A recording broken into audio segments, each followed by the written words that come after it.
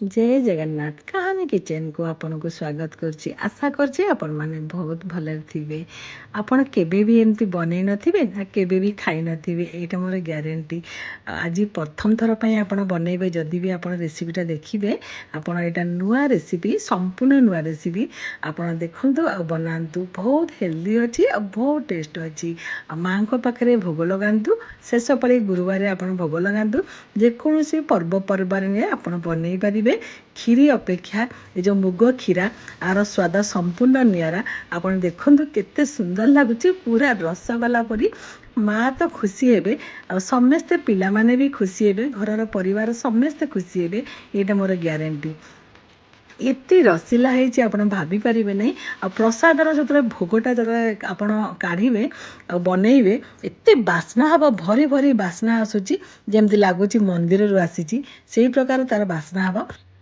ମୁଗ ଚାଉଳରେ କ୍ଷୀରା ଫାଷ୍ଟ ନେବା ଆମେ ଚାଉଳ ଦେଖନ୍ତୁ 50 ଗ୍ରାମ ପାଖାପାଖି ଚାଉଳ ଗୋଟେ କପ୍ରେ ନେଇଛି ତାକୁ 2-3 ଘଣ୍ଟା ଆମେ ପାଣିରେ ବତୁରେଇ ଦେବା ଭଲ ଭାବରେ ଧୋଇଦେବା ତାପରେ ବତୁରେଇବା ପାଇଁ ଛାଡ଼ିଦେବା ଗୋଟେ ପ୍ୟାନ୍ ବସେଇବା ସେଇ ପ୍ୟାନ୍ରେ ସେଇ କପ୍ରେ ଯେତିକି ଚାଉଳ ଥିଲେ ତାର ଟିକେ ଅଧା କପ୍ ଦେବା ମୁଗ ଡାଲି ଏଇଟା ଆମ କିଣା ମୁଗ ଆପଣଙ୍କ ପାଖରେ ଯଦି ଗାଁ ମୁଗ ଭଜା ମୁଗ ଥିବ ଆପଣ ବି ବନେଇ ପାରିବେ ତାକୁ ଟିକେ ଉଷୁମ କରିଦେବା ବେଶୀ ଯେମିତି ପୋଡ଼ିବା ନାହିଁ ଜଷ୍ଟ ଉଷୁମ ହେବ ଯେମିତି ବାସ୍ନା ଆସିବ ପୁରା ଲୋ ଫ୍ଲେମ୍ରେ ଉଷୁମ କରିବେ ଦେଖନ୍ତୁ ବାସ୍ନା ଆସିଲାଣି ବର୍ତ୍ତମାନ ତାକୁ ଗୋଟେ ଜାଗାରେ କାଢ଼ିଦେବା ତାପରେ ଗ୍ରାଇଣ୍ଡର ଜାର୍ ନେବା ଯେଉଁ ଚାଉଳକୁ ଆମେ ବତୁରେଇ ଥିଲେ ସେ ଚାଉଳକୁ ବାଟିଦେବା 2 ଚାମଚ ଚିନି ଦେବା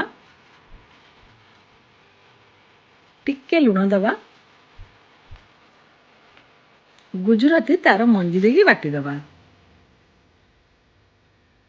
चोपा दबा नहीं तार मंजी देकी अल्प टिके पानी देकी आमे बाटीदेवा पूरा चिकण करवा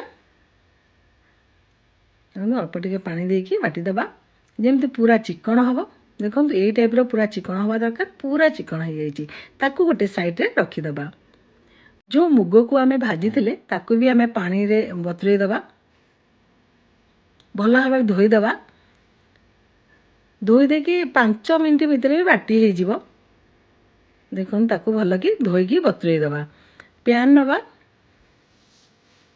प्यान रे आमे जो कप रे आमे चाउल देथिले सेई कप रे 2 कप पानी देवा आउ हाफ कप आमे बाटियाକୁ ଦେଇଥିଲେ पानी जे बेसी उषुम करिवे ने जस्ट पानी देला मात्रे आमे जो बैटर को बाटी थिले ताकू दे देबा सेई बैटर रु आमे 2-3 चम्मच चाउल बटा रखिथिबा हमर आगु को टिके दरकार आसीबो देखंतु तापरे सबु एमती आस्ते आस्ते चलेबे पूरा गैस फ्लेम लो अछि हे कि आपण जेमती उडा डो फॉर्म रे आसीबो सेतबेला पर्यंत हमर डो करिबा 2 मिनट भितर हमर हे जिवो देखंतु एम सब लागी जीव मु तो किछि भी देइनी कारण आगु को बहुत प्रोसेस अछि आ किछि भी दरकार नहीं देखंतु जेमती हाथ पानी हाथ मारिबे जेमती गोटे मुठा माने देखंतु एमती हे जिवो परफेक्ट हमर हे गलानी आ वर्तमान गैस फ्लेम बंद कर दवा ता कोटे पात्र रे काढी रखि दवा देखंतु एटा डो फ्रॉम रे हे जिवो आमे काढी दवा ग्राइंडर जार नवा जो मुग को आमे बतुरेई थिले मु मात्र 2-3 मिनिट 5 मिनिट भितर बतुरेई थिली देखो आउ टे सर रखी थिली स्टोरेज करी क्षीरर सर से सर को दे दवा आपण मुग देखिए देबे और 2-3 चम्मच देली बहुत बढ़िया लगे जमती मावा परी लगे के भाभी पारे नहीं मुगरे तापर आम ग्राइंडिंग करदे पानी भी आद दबा नहीं देखो बर्तमान ग्राइंडिंग हो गला आप देखिपे देखो यही टाइप हवा दरकार पूरा ग्राइंडिंग करदे टिके खदरा हेले भी चलो तापर प्यान बसैबा प्यान में दबा 1 चम्मच घी गुआ घी दबा जेहेतु आज माँ को पाखे भोग लगे से सब घी बनई जो पेस्ट आमे बनै थिले से पेस्ट को ग्राइंडिंग करथिले से ग्राइंड दे दबा सब पोछिकी दे दबा ताको भल्ला भाबरे टिके पूरा लो फ्लेम रे देखंतु एमती मिसेइबा ଯେହେତୁ ମିଠା ଆଇଟମ୍ ହେବ ମାନେ ଲୁଣ ବହୁତ କମ୍ ଦେବେ, ଅଳ୍ପ ସ୍ୱାଦ ଅନୁସାରେ ଟିକେ ଲୁଣ। ମୁଁ ଗୁଡ଼ ଦେଇଛି, ଯାହାକୁ 2-3 ଚାମଚ ଗୁଡ଼। ଆପଣ ଯଦି ମିଠା ଖାଆନ୍ତି ଆଉ ଅଧିକା ବି ମିଠା ଦେଇପାରିବେ। ଯେହେତୁ ଆଗକୁ ହେବ ନା ଆଉ ଟିକେ ମିଠା ଆଇଟମ୍, ତାକୁ ପୁରା ଜଣାପଡ଼ିବ ନାହିଁ। ଆଉ ଗୁଡ଼ ପୁରା ଦେଖନ୍ତୁ ଏଇ ଟାଇପ୍ର ପୁରା ମିଶାଇ ଦେବେ। ଗୁଡ଼ ସହିତ ମୁଗ ଯେମିତି ମିଶିଯିବ। ଆଉ ଆମେ ଯେଉଁଟା ଦେଇଥିଲେ ଏମିତି ଭଲ ଭାବରେ ମିଶାଇ ଦେବେ। ଆମେ ଯେଉଁ ସର ଦେଇଥିଲେ ନା ସେଇଟା ବି ପୁରା ମାୱା ପରିକା ଲାଗିବ। ଦେଖନ୍ତୁ ଗୁଜୁରାତି ଗୁଣ୍ଡ ଦେଇଦେବା, ଖାଲି ଗୁଜୁରାତି ଗୁଣ୍ଡ, ଆଉ କିଛି ଦରକାର ନାହିଁ। 1/2 ଚାମଚ ତାକୁ ଦେଇକି ଭଲ ଭାବରେ ମିଶାଇ ଦେବା। ଦେଖନ୍ତୁ କେତେ ବଢ଼ିଆ ଭାବରେ ହେଇଗଲାଣି, ଯେମିତି ଘିଅ ପୁରା ଛାଡ଼ିଲାଣି ମୁଗରୁ। ଦେଖନ୍ତୁ ବର୍ତ୍ତମାନ ହେଇଗଲାଣି ପରଫେକ୍ଟ। ତାକୁ କାଢ଼ିକି ଗୋଟେ ସାଇଡ଼୍ରେ ପାତ୍ରରେ ରଖିଦେବା। ଦେଖନ୍ତୁ ବହୁତ ଭଲ ଭାବରେ ଦେଖନ୍ତୁ କେମିତି ଘିଅ ବାହାରିଗଲାଣି, ପରଫେକ୍ଟ ହେଇଗଲାଣି। ତାକୁ ଗୋଟେ ଟାଇମ୍ରେ ଦେଖନ୍ତୁ ପ୍ଲେଟ୍ରେ ମୁଁ ରଖିଦେଲି। ଆଉ ଟିକେ ଘିଅ ହାତ ନେଇଗଲି। ଆପଣ ଘିଅ ହାତରେ ବନେଇ ପାରିବେ, ପାଣି ହାତ ବି ବନେଇ ପାରିବେ। ଏମିତି ଟିକେ ନାକୁ ଆମେ ବ୍ୟାଟର ନେବା, ଯେମିତି ଆମେ ପିଠା ବନଉ ସେଇ ଟାଇପ୍ର ଟିକେ ଖୋଳ କରିବା। ପୁରା ଛୋଟ ବ୍ୟାଟର ନେବା, ପୁରା ଛୋଟ, ଆପଣ ଦେଖାଉଛି ଏତେ ବଡ଼, ବହୁତ ଛୋଟ।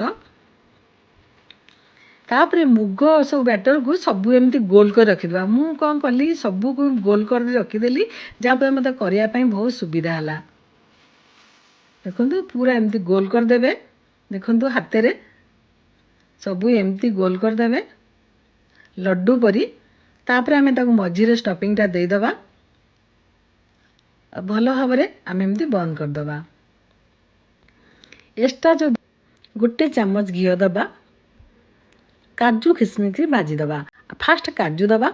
କାଜୁ ଟିକେ ଭାଜୁ ଭାଜୁ ଯେମିତି ଟିକେ କଲର୍ ଚେଞ୍ଜ ହେଇଯିବ, ସେତେବେଳେ ଆମେ ଖିସମିସ୍କି ଦେଇଦେବା। ଟିକେ ଯେମିତି ଗୋଲ୍ଡେନ୍ କଲର୍ ପଳେଇ ଆସିବ, ଆମେ କାଢ଼ିଦେବା। ବର୍ତ୍ତମାନ ଗୋଲ୍ଡେନ୍ କଲର୍ ହେଇଗଲାଣି, ଆମେ କାଢ଼ିଦେବା। ସେଇ ପ୍ୟାନ୍ରେ ମୁଁ ଆଉ ଟିକେ 1/2 ଚାମଚ ଘିଅ ଦେଇଦେଲି। 1 ଚାମଚ ଦେବା ଚିନି, ତାକୁ କ୍ୟାରମେଲାଇଜ୍ କରିବା। ପୁରା ଆପଣ ଲୋ ଫ୍ଲେମ୍ ରଖିଥିବେ, ହାଇ ଫ୍ଲେମ୍ ଆଦୌ ବି କରିବେନି। 2ଟା ତେଜପତ୍ର, 3-4ଟା ଗୁଜୁରାତି, ଯାହାକୁ କି ଟିକେ ଜଷ୍ଟ ଛେଚି ଦେଇଥିବା। ଦେଖନ୍ତୁ ବର୍ତ୍ତମାନ କ୍ୟାରମେଲାଇଜ୍ ହେଇଗଲାଣି। ଏଇ ଟାଇମ୍ରେ କ୍ଷୀର ଦେବା। ମୁଁ 1 ଲିଟର କ୍ଷୀର ନେଇଛି, ଯାହାକି ସିଝା କ୍ଷୀର। ବର୍ତ୍ତମାନ ଗ୍ୟାସ୍ ଫ୍ଲେମ୍ ହାଇ କରିଦେବା। ଯେମିତି ଫୁଟିଯିବ ଆପଣ ଲୋ କରିଦେବେ। ଯେଉଁ ଚାଉଳ ବଟାରୁ ବାଟିଥିଲେ ସେଇ ଚାଉଳ ବଟା ମୁଁ କହିଥିଲି 2 ଚାମଚ ରଖିବା ପାଇଁ, ସେଇ ଚାଉଳ ବଟାରୁ ମୁଁ 2 ଚାମଚ ରଖିଥିଲି, ତାକୁ ଟିକେ ଦେଇଦେବା। ଯେହେତୁ ସିଝା କ୍ଷୀର ଅଛି ଆଉ ଚାଉଳ ବଟା ଦେଲେ ଟିକେ ବହଳିଆ ହେଇଯିବ, କ୍ଷୀରି ପରିକା ବହୁତ ଭଲ ଲାଗିବ। ସ୍ୱାଦ ଅନୁସାରେ ଲୁଣ, ଯେହେତୁ ମିଠା ଆଇଟମ୍ ଏଇଟା, ଲୁଣ ପୁରା କମ୍ ଦେବେ। ଦେଖନ୍ତୁ ଫୁଟିଗଲାଣି, ଉତୁରି ଆସିଲାଣି। ଏଇ ଟାଇମ୍ରେ ଆମେ ଦେଇଦେବା ଚିନି। ଯେମିତି ଚାଉଳ ଟିକେ ସିଝିଯିବ। 1 କପ୍ ଦେଲି ଚିନି। ଯେଉଁଥିରେ ମୁଁ ଚାଉଳ ଦେଇଥିଲି ସେଥିରେ ମୁଁ ଚିନି ଦେଲି। ଆପଣ ଚାହିଁଲେ ଆଉ ଟିକେ ବି ମିଠା କରିପାରିବେ। ତାପରେ ସବୁ ମୁଁ ଏମିତି ବନେଇଥିଲି, ରସଗୋଲା ପରି ରସିଲା ଲାଗିବ ଆପଣଙ୍କୁ। ସବୁ ବନେଇଥିଲି, ସବୁ ଦେଇଦେଲି ଏମିତି। ବର୍ତ୍ତମାନ ଫୁଟୁଥିବ, ସବୁ ଏମିତି ଦେଇଦେବା। ଆପଣ ଦେଖୁଥିବେ ଯେତେ ଛୋଟ ସାଇଜ୍ ବନେଇବେ ସେତେ ଭଲ, ମାନେ ସେ କ୍ୱାଣ୍ଟିଟି ନା ସାଇଜ୍ଟା ପୁରା ବଡ଼ ହେଇଯିବ। ଆସ୍ତେ ଆସ୍ତେ ଫୁଟିବ ତଳେ, ଦେଖନ୍ତୁ କେତେ ବଢ଼ିଆ କଲର୍ ଚାଲି ଆସିଲାଣି। ଆଉ ବାସ୍ନା ତ ପୁରା ଭରି ଭରି ଆସୁଛି। ଆପଣ ମାଆଙ୍କ ପାଖରେ ଭୋଗ ଲଗାନ୍ତୁ। ମାନେ ଗୁରୁବାର, ଶେଷ ଗୁରୁବାର ଦିନ ଆପଣ ନିଶ୍ଚିତ ବନାନ୍ତୁ। ଆଗକୁ ତ ବହୁତ ଶ୍ୟାମ୍ବ ଦଶମୀ ଆସୁଛି, ବିଭିନ୍ନ ପ୍ରକାର ପୁନେଇ ପର୍ବ ଆସୁଛି, ଆପଣ ବନେଇ ପାରିବେ। ଅଦା ଟିକେ ନାକୁ ଆମେ ଗ୍ରେଟ୍ କରିଦେବା। ଗୋଲମରିଚ ଗୁଣ୍ଡ ଦେବା 1/2 ଚାମଚ। କାଜୁ ଆଉ ଖିସମିସ୍ ଯାକୁ ଭାଜିଥିଲେ ଏଇ ଟାଇମ୍ରେ ଆମେ ଦେଇଦେବା। ଜଷ୍ଟ ଟିକେ ନାକୁ 1 ମିନିଟ୍ ଫୁଟିବ, ତାପରେ ଆମେ ଗ୍ୟାସ୍ ଫ୍ଲେମ୍ ବନ୍ଦ କରିଦେବା।